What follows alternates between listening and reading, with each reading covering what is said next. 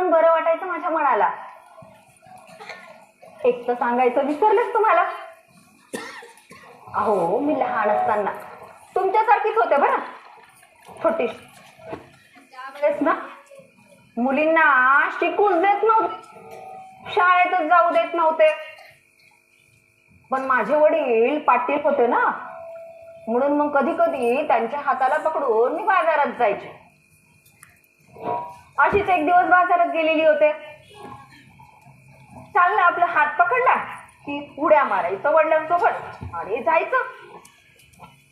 गेले बाजारात, अशीच उभं टाकले. तिथं एक, काय म्हणतात बरं त्याला, हा फादर फादर, ते लहान लहान मुलांना पुस्तकं वाटत होते. त्यांनी मला पाहिलं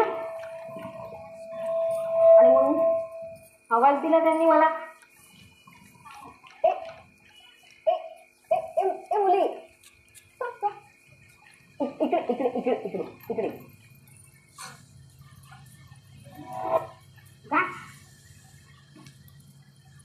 अगं, हे पुस्तक आहे, हा हे तू घे.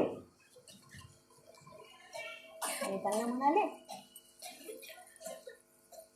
अहो पण मला तर वाचताच येत नाही.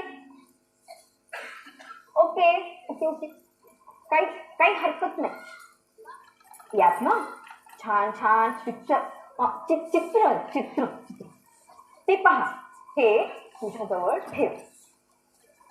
आणि मी ते पुस्तक माझ्या हातामध्ये घेतलं. वडिलांसोबत घरी गेले आणि ते पुस्तक एक एक पान उघडून पाहायला लागले. ते पुस्तक, त्यातली अक्षर मला खुणावत होती, माझ्याशी बोलू पाहत होती. आणि मला त्यांच्याशी बोलताच येत नव्हतं. त्या दिवशी मला खूप वाईट वाटलं की आपल्याला शाळेत जाता येत नाही, आपल्याला ही अक्षर वाचता येत नाहीत. म्हणून मनाला खूप त्रास झाला. ते पुस्तक तसंच मी माझ्या पेटीच्या ट्रंकेत ठेवून दिलं. आणि जेव्हा लग्न झालं ना, तेव्हा त्या पेटीमध्ये मी पुण्याला पण ते घेऊन आले. मला जेव्हा लिहायला वाचायला यायला लागलं ना, तेव्हा पहिल्यांदा मी ते पुस्तक वाचलं आणि किती किती म्हणून आनंद झाला.